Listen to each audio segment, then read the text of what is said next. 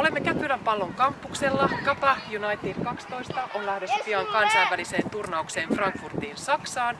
Vastaan on tulossa joukkueita Saksasta, Belgiasta ja Puolasta.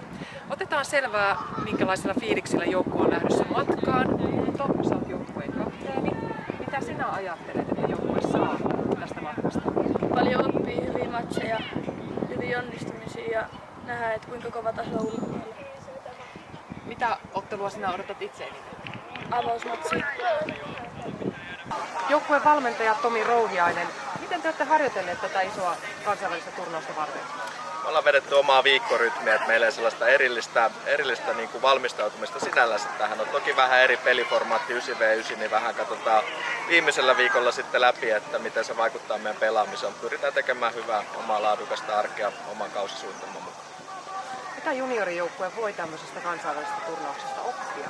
Sitten saa hyvää näkökulmaa siihen, missä Euroopassa mennään. Siellä on paljon laadukkaita, hyviä junioriorganisaatioita, pystyy vertailemaan vähän sitä omaa tekemistä siihen, missä siellä mennään. Ja uskon, että monet pelaajat saa motivaatio tästä, näkee ehkä kuinka lähellä voikin olla sitä eurooppalaista sotaa. Sitten toisaalta, jos ei ole ihan siellä, niin mitä pitäisi sitten ehkä vielä treenata lisää, niin uskon, että taisi olla motivaattori monelle pelaajalle.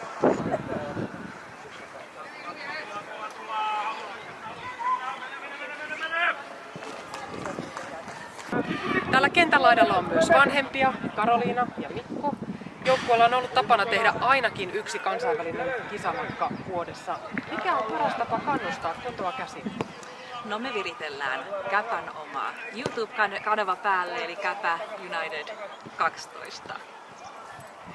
Joo, me laitetaan pojalle tsemppiterkut sinne Saksaan ja sitten viritään kisakatsoma ja aukaistaan kans YouTube ja Käpän kanava. Joukkuetta kannustaa myös Mari, joka on seurannut joukkueen otteluita tosi paljon isoveljensä kautta. Mari, minkälaista taktiikkaa sinä suosittelet Saksan matkalle?